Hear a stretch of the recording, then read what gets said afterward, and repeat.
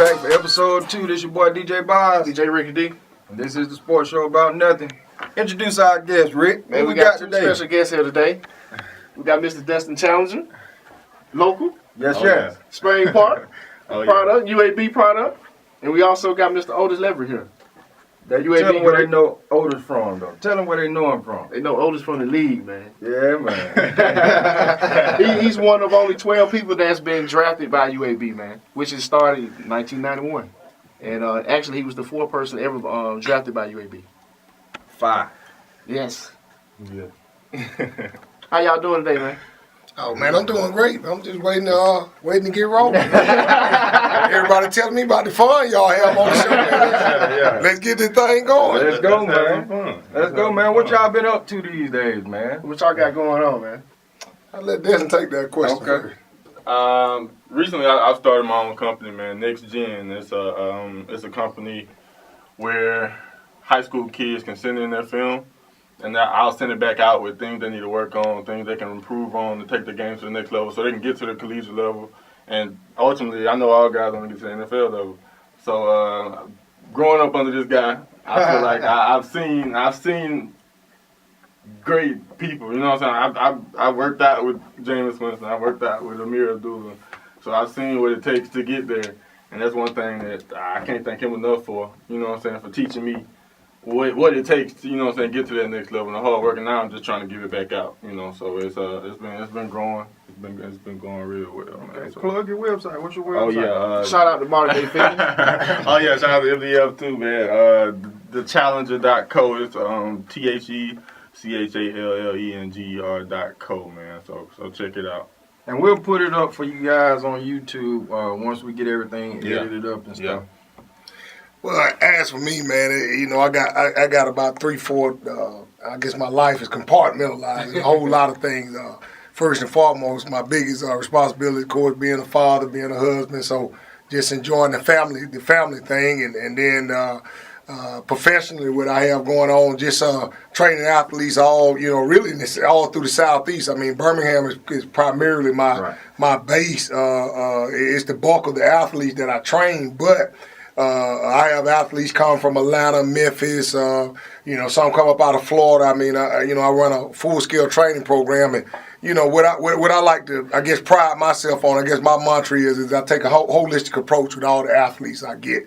A lot of times, man, we spend so much time on footwork and cone drills and skill work that we forget about at the end of the day. Most guys make ESPN news not because of how great they playing football, it's because of the stuff they can't deal with and cope with off the field. Right. So that's why I take such a holistic approach on these kids and dealing with them with their life. Because, man, you know, you can get up there, I can help you get down to a 4.240, man, but at the end of the day, you know, once you get there, if you ain't got some other things taken care of, it's going to nullify all that speed on the field with the things you do off the field. Right. So I'm real big on trying to just deal with these kids' life. And, you know, and then also, too, man, when I'm dealing with the young brothers out here, I'm always trying to teach them how to do things right, and so like I say, it's an undertaking, but it's definitely, I definitely feel like I'm living out my purpose. And the name of my company is of course Modern Day Fitness, and I've been in business now about 7 years, and man, we've had way over 100 athletes sign full scholarships out of the program, and that's male and female, because you know some people like to think just because I was a football guy. That I only do football players, but man, I've trained female soccer players, female basketball players, boxers. I mean, I've kind of had my hands in athletics as a whole, and so the real truth of the matter is I'm an athlete person way more than I'm just a football person. But ultimately, I'm just using athletics, man, to be able to speak to the insides of these kids, man. Right. So that's kind of what we got going on right now. Okay. Go ahead. What's the age when you start off the age of training the kids? Well, primarily, I you know, to be honest with you, I kind of like to start them around 12 years old. What I do is probably a little too rigorous for young kids. It's not about the athletic level per se, or the athletic prowess of a kid. It's about the attention span. Because what I've learned at the end of the day, I got enough in my brain to teach. The problem is can a kid, you know, focus long enough to apply? And so application is everything. So to keep parents from sending them to me, and you know, oftentimes in life we find out, man, the same people that can take us from A to H can't take us from H to Z. So I consider myself an H to Z guy. You know, there are other people calling to deal with younger kids, but my target age is preteen all the way up into, you know, adulthood. So that's primarily the guys I deal with, because that's probably, you know, more my market. Okay. Destin, I got this question for you, man. How was the transition from a student athlete to just being a regular student? It's tough. It's tough. One thing you gotta do, man. You gotta find value in yourself off the field. You feel what I'm saying? So when you're a college football player, you don't have nobody coming up to you saying, "Hey, you did a great job on the communication test." You know what I'm saying? You did a good job on this. You can have, "Hey, you made 10 tackles last week. Good job on the field. Good job on the field." So once that leaves, you like, dang, like where's my value almost? You like, because that's all you know almost. You know what I'm saying? So the big thing I would tell any guy who has to stop playing or their career is cut short is you gotta know that you have value in yourself more than off the field, because you can't get caught up in this is all I can do. You know what I'm saying? Even though it's gonna be hard, because that's what everybody's kind of telling you. You know, you good football player, you good football player. That's all you hear. You know, so of course that's what you're gonna think. But yeah, I feel like that's the toughest part. And once you get over that hump, and you know, okay, football ain't everything. Like I can do other stuff. That's when you can make your transition and go on to do other big things. Did you say Otis helped with that transition? Oh my God, yes. Because the thing that most people don't realize about his company is, if you're not mentally strong, you can't make it through those workouts. You can't make it through the workouts. Yeah, you see the workouts, Rickey. So if you're not mentally strong, you can't make it through them. So from 8th grade, I started going to India. 8th grade on to sophomore year in college, I got very mentally strong, which I feel like that might have been the whole purpose of that, just so I can make it through this, you know. So that helped me out tremendously, because it helped me get through that transition because I knew, okay, I've been with Otis for years. Like, I know, hey, I gotta make something. This ain't the end, you know. I gotta get something else going, you know. So he helped me tremendously. My God. And your experience, Otis, when the transition from the league, was, because you say that kind of helped him by you already experiencing that earlier. Yeah, well, you know, again, man, I always, when I deal with athletes, I take a Mr. Miyagi approach. I teach you to wax on and wax off, but I always know there's going to be a bigger game than the Super Bowl coming. Mm-hmm. So in essence, you know, I train from the end and not from the beginning. Most people deal with athletes on what they see that day. I look at them, I'm looking 3, 4, 5, 6 years ahead of them, because I realized a lot of these steps, and I couldn't understand when I was, you know, his age or even younger, why God allowed me to experience so much. But it's almost like every athlete that he sent me, I've been able to almost live a portion of their lives, you know. And with Destin transition, I'm just going back to that a little bit, with his being so abrupt, you know, and the segue into the way I left the NFL, it was the same way. It was abrupt. It was like one day you hear, I just signed a contract for a little over $3 million 2-year deal. You know, everything, I'm flying high. I'm finally getting my shot. It wasn't the big money, but I was getting a shot at you know, a long ways from South Georgia, using the bathroom in the outhouse. You know, so I was excited, you know, about that. But then just as that happened in a flash, I was diagnosed with something called hypothyroidism. So it put it where I couldn't, it speeds up the metabolism and the heart rate, and it put it where I couldn't no longer pass the physical. So just that quick, man. After signing the contract, when 3 weeks later, they bring me and tell me bad news. Hey man, you know, we love you, but you won't be able to, because you're resting the heart rate, you won't be able to pass the physical. So when that happened, I had to make that transition. So it was amazing the way his career ended. So I had already kind of been there, but in the same sense, all of them from the beginning, when I got them, I was teaching them to transition out, because I just don't think you can go make that transition abruptly. And to be very honest, man, athletes are the most exploited human beings on the planet Earth. You know, a lot of people try to act as if that we're getting this spoiled treatment and all these great things are happening. Yeah, it may seem like that on one end, but man, I would just say, man, there are many people in society that has to deal with the grand drop that an athlete has to take the day that he leaves the game, and so that's why self-evaluation and self-assessment and self-education is so important, and you can't start that process the day you leave, because I'm gonna be honest with you, man, you set yourself up for a long period of depression. So in saying that, you know, for me, again, I went through some of the same similar things, man, trying to find that self-worth, being dropped from the game very abruptly, and just trying to figure out, hey, man, where do I go? Am I just a defensive end?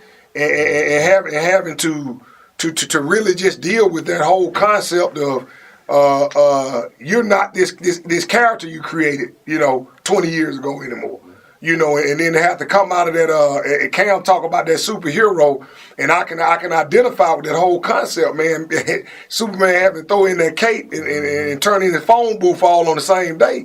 It's a rough situation. So and then no one's there to help you deal with it, because they've been told falsely by some of these media outlets that you're living this overly privileged life. So in essence, they feel as if, oh, well, you know, they almost get a mind frame, like, oh, good for you. Now you can live like the rest of us. So, like I say, man, it's a very, very complex deal. But I think the way you prepare for it is you almost got to start teaching the kid to transition out of sports the day that they get in sports. Yeah. It goes with the training. I mean, already with my kids right now who are young athletes, I'm already teaching them how to transition out. But at the same time, I'm transitioning them in. It's a crazy deal, man. It really is. How do y'all feel about how the media is chastising Cam right now? Picture this. All four of us sitting in the barbershop. Say what you say in the barbershop. Cleanly. Okay. Like, I think it's great. I think it's not what they're doing to him. I think what he's doing, standing up for himself and being himself, is great. Because I think it's big for young African-American kids to see when you make it big, you don't necessarily have to feel bad about your culture. You know what I'm saying? He dance, he do all the stuff that's in his culture. Like, this is how he grew up. These are the people he grew up around. This is the music he listened to when he grew up. This is the dances that his friends are doing, you know? So he shouldn't feel bad about doing the things that are prevalent in his culture. You feel what I'm saying? Culture, right? Yeah, in hip-hop culture. And he shouldn't have to apologize. So you, how can I put this? So you basically agree with Ryan Clark. Ryan Clark said he believes that it's more of a cultural thing than it is a race thing. I kind of think they go twofold. I think they go hand in hand. I think they go hand, because I think if it was a white quarterback doing that, I don't think it would be a huge problem. But you know, the boy up in Green Bay, he come out there pelvic thrusting. Yeah, I'm talking about all this. You know, Tom Brady, he spiked the ball, and nobody said anything about that. It's cool when they do it. Exactly. So you know, it's more of a. I agree with Ryan Clark, and I agree with your position on it as well. How you feel about it, Oliver? Man, it's pretty complex. I think, first of all, I think what's going on is probably a lot older than Cam. I don't think. I think in order to really speak on this particular issue, I think you got to go deeper than just football. I think what happens is a lot of time, man, we fear what we can't understand. Most definitely true. And what we try to do, man, we all as human beings, we try to box things up. We all running a UPS company, and we want to box it up and package it to where we can understand it. Not only that, we want to make sure our truck is sufficient enough to carry the boxes in which we package up. Right. So what happens is, man, we package these boxes up, and we want to put people in them simply because, and a lot of times what I found out is, a lot of times it's not just a race or even a cultural thing. It really is, I just want to reduce it down to a point in which I understand it. Right. And I think when you got a guy like Cam who's unapologetic about it, and he's really not giving out an instruction manual, and flat out tells you, hey, look, I'm not making any apologies for who I am, and I'm not going to go over it 1,000 times, and I'm not going to clothe your ego to make you feel good about what I'm doing and accept what I'm doing. I think when you have that whole mind frame, that always going to throw a bunch of people off their bases and make a lot of folks get defensive. And again, man, it's all an attempt to understand. And what's sad is, man, in America, I think one of the saddest things that we do, man, we just refuse sometimes to communicate, man. We like to deal with this is a clone society, man. And if you are unwilling to clone or be cloned, then then people tend to have issues with you when you don't fit a clone, man. Right. And I think there's an image out there for a quarterback with heavy quotations around it. Right. And I don't think he fits that image. I think if he was a defensive tackle, we wouldn't even be having this conversation. But I think there were a group of people that got together and came up with a guideline and a prototypical version of what a quarterback should be. And I think those people are probably more angry than anybody else, and I think those are the people that run that particular UPS company that's boxing, trying to box Cam. Because you had Russell Wilson the last 2 years go to the Super Bowl, nobody don't even talk about it. Yeah. And it's crazy that Cam is catching all this flack this year about it. It's crazy. I don't understand it. But last year, Rick, you and I had an episode of the show where we talked about the prototypical quarterback. Yeah. And everything that we elaborated on, then Otis just stated. Yeah. So they just let you know it's more like-minded individuals out here that reads and sees the pictures on the wall. So, yeah. I mean, even in saying that too, man, it really is. It's just, man, it's a heck of a box job. That's all I can tell you. That's why, again, I go back to what I spoke on earlier. Man, I just think we all got to search for some form of enlightenment, man, and find the beauty and everybody having a different opinion. And that's the hardest thing to do in life, man, because we all been kind of taught to find a bunch of people that believe kind of, like we believe in. And I just think that's so unfair. It's really almost unfair to God, because it really, what we really try to do, we try to simplify His creation. Right. And it really is a very, very complex creation. And I think it becomes the ugly show. I really do. So. But yeah, I mean, I think we do have some like-mindedness there, and again, man, I'm rooting for Cam, and just as I was rooting for Russell Wilson, Peyton Manning, all of them, man. Again, man, I'm in the fraternity, so I just have a natural respect for the order, the fraternity, and the guys that were able to manifest a dream that you started 7, 8 years old and actually allowed to come true, man, and the odds you have to overcome to get there. So I respect the fraternity. When I watch NFL football, I watch it more in all of the fraternity part of it, more than I look at the teams and the point spreads and all that other crap. I'm really unmoved by all of that. Right. So, real quick, I got a question for you, Otis. When did you know you could play in the league? Did that light go off in high school, or did it go off while you were here at UAB, or when did it really hit? Like, man, I could do this. Man, I just always kind of, as I got older, I kind of pride myself on being abnormal. I'd be lying to you if I just said, man, hey, man, the NFL is going to be my abnormal feat, one of them, I should say. Right. It kind of came to me as time went on. Heck, when I was a young boy, man, I was Rudolph the Red-Nosed Reindeer. I was the last guy picked, I was a short, fat kid up until 8th grade, 9th grade summer. I'm 5'7", short, fat kid, and grew to like 6'3" in one summer, Mm-hmm. So I can't say athletics was... Well, don't get me wrong, I've always been an athlete and always believed in the whole athletic process. Right. But I can't say I was one of these lifers that said, man, from day one, ever since I was a little kid, I had a ball in the crib. James was one of those lifers. Right. James Winston's a kid I trained, and I think he was one of those lifers. But I can't say that, man. But the time I started to really realize, man, that I could do something special was right 12th. Going to, my 12th grade year, getting ready to go into junior college. Mm-hmm. And it was around that time when I started to realize, because I had a pretty rough childhood as far as academically, behavior-wise. I was always kid got in trouble in school. I was always the kid that had marginal grades. But it was so crazy. As I got older, 11th, 12th grade year, I started to realize, like, wow, a lot of these cats that were always the good kids when we was in school and the ones making straight A's, man, they smoking marijuana now. They got, they got babies. They got all kind of stuff going on. And I started to realize, man, I'm starting to peak. Like I'm starting to get it, and they starting to revert back. Right. You see what I'm saying? So, Right. so it's kind of crazy to watch. Like, you know, the guy that I guarantee at 13, everybody would say, "Oh, he'll end up doing life in jail." It's the same guy now. I'm reaching back, talking to some of my peers who were the quote unquote, they were the guys that took the names when the teacher walked out of class, when you know, they were good kids.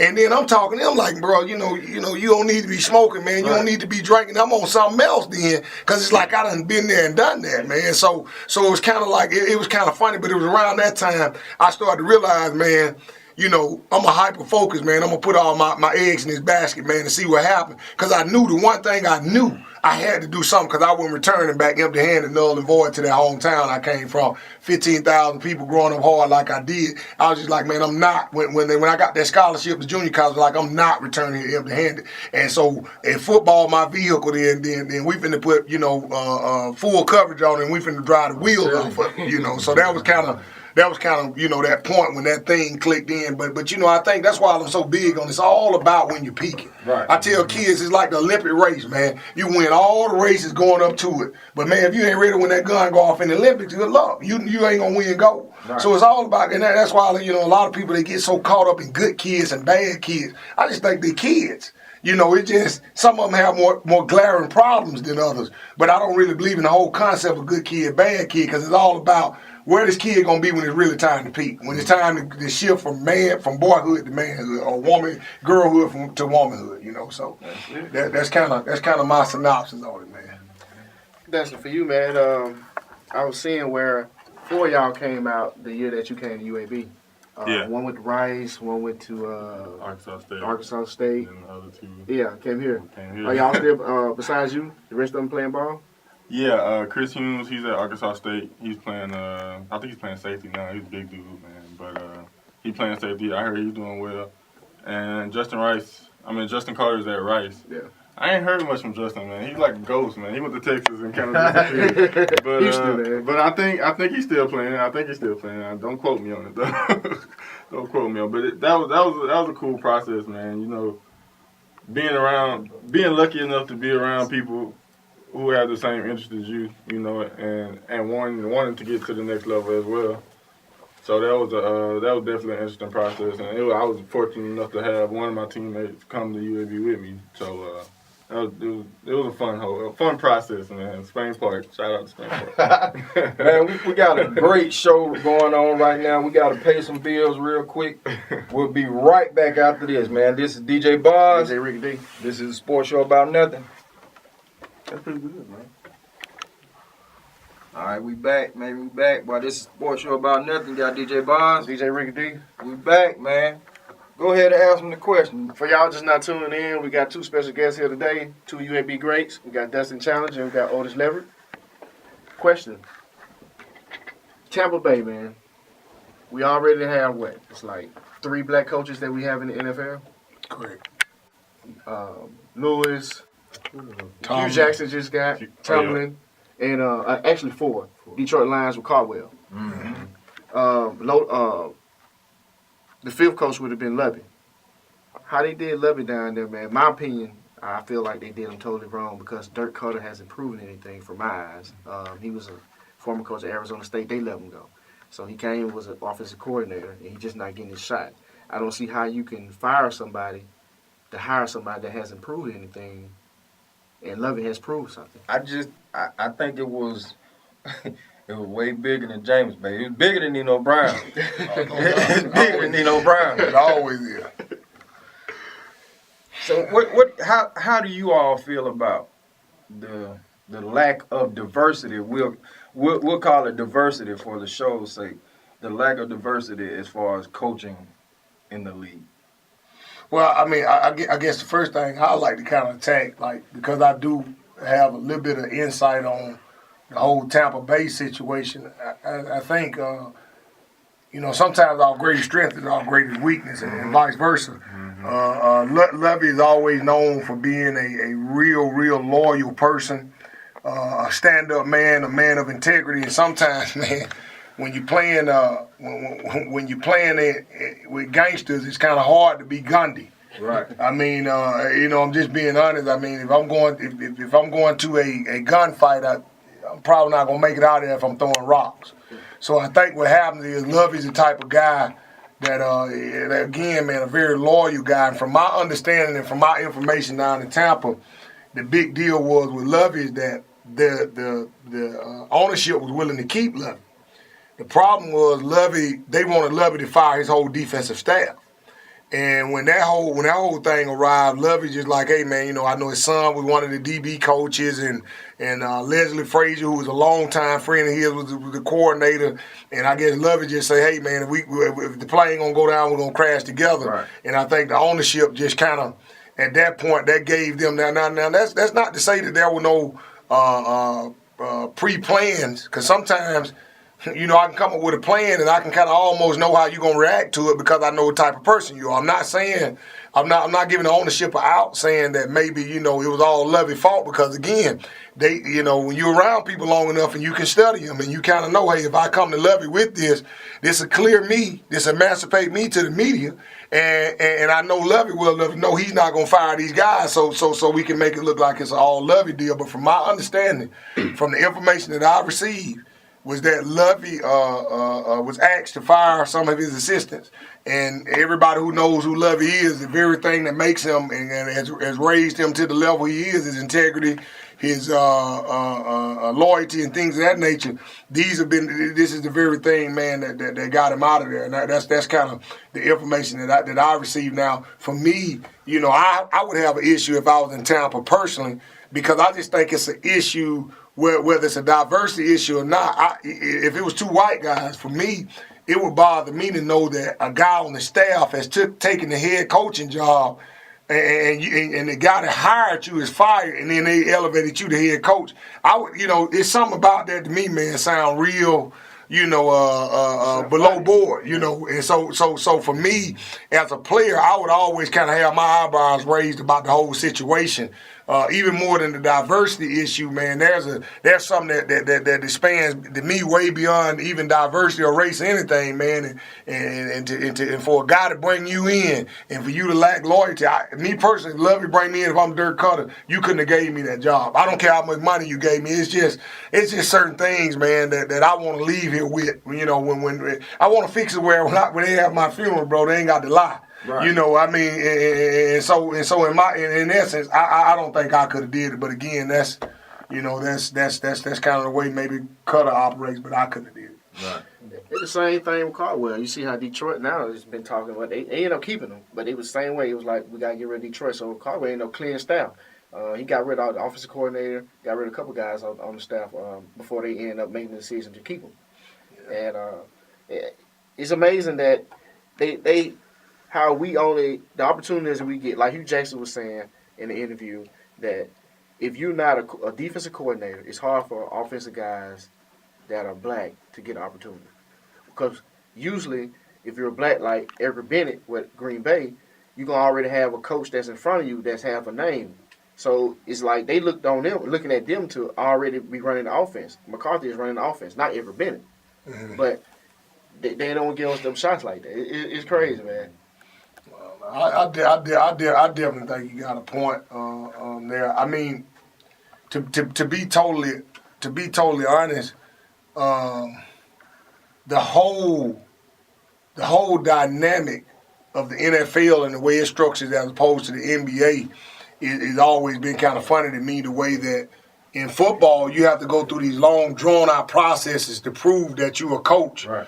You know, from assistant from equipment manager to grad assistant to to GA to coach. Mm-hmm. I mean, it's such a long process. Whereas the adjacent kid can walk straight off of a basketball floor and become a head coach of an NBA team. It just, to me, I definitely think there's something there with that whole thinking and that mind frame. And hey, I think that speaks to the diversity as well as process. Right. I think the process of becoming a coach, because right now, you know, I have over 30 years of real-time experience with football, and I probably couldn't walk in the average college coach office in the country and immediately assume a position job unless it was somebody who really, really knew me and really, really believed in me. But off resume alone, they probably wouldn't give me a shot. And in my opinion, I think that speaks to the process is really skewed, man, considering that Jason Kidd can walk straight off of a basketball floor and become a head coach. Yeah. Being that you deal with kids and you catch them, like you say, from that H to Z level, have you thought about going into coaching? No, I think coaching would limit me because I think I do my best work outside of the system. Okay. I think once I get involved with the system, I think at that point, then I got to play by the system rules, and there are things that the system will not allow me to do. And when I talk about the system of football, man, I always believe you can fight the power, but it's rough to beat the system. Right. You know what I'm saying? And so what I do to combat all of that, where I don't have all these stipulations on the hours I can spend with a kid, the things I can say, the influence that I can have on them, right. I just like to I like to keep that freedom because within that, again, man, it's hard to teach somebody how to get out of prison when you're there with them. Right. I mean, and that's just that's just the truth. What about you, Destin? You want to go into coach? I know you was over there. We talked a while back. You was at Sanford. Yeah, and I don't know. I don't know if it's because I grew up under him or what, but I'm kind of getting the same type of feelings. Being in the system, or being with him, and then going into the system almost. It's kind of like you can't fully be yourself. You can't fully do what you want to do almost. And I'm so used to seeing that with him. So it's kind of like, I'd rather just, do it the other way kind of. Yeah. Find my own way to do it. Make my own lane to get to where I want to go almost, So I got the Cam Newton approach on it. Right. Like, I'm going to do me, I ain't really worrying about who like it or anything like that. So.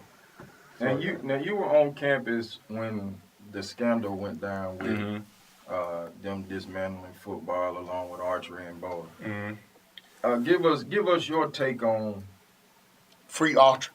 right. Free bowling, all that. Yeah, man. I hope they build a bowling alley in this new facility. Give everybody back. Give them free. Go ahead, man. I think the toughest thing about that whole situation is to this day, we still don't really have an explanation. You feel what I'm saying? Like, to this day, I still don't really know why everything happened. It's all still stipulation. It was this kind of money. It wasn't this, it wasn't that, the numbers wasn't right. But we still don't have this is why it really, because we all know it's deeper than that, But to this day, bigger than Nino Brown. Bigger than Nino Brown. Everything is bigger than Nino Brown. So to this day, man, we still don't have somebody that really came. Okay, this is why it happened. This is why this happened. This is why they shut this down. This is why bowling, rifling, all that. So I think that's the toughest part about it. But it was a crazy deal, man. To see all them just grown men just bust out crying, like that. Yeah, that's a tough moment, man. That's rough. That's rough. Like he said, man, athletes, we one of the most exploited human beings on the earth. No question. No question about it. I'm quite sure I know the answer, but you feel like y'all should be getting paid? Man, I never was down financially, personally, because I think a lot of the people that say that, man, we ain't got no money because you trying to be grown before your time. You in the club every weekend. You got other habits that cost money. You got a whole bunch of other stuff going on. So a lot of times, what I found out is it ain't quite as bad as some people would make it. But let me say this: I don't believe in the standard every month getting money.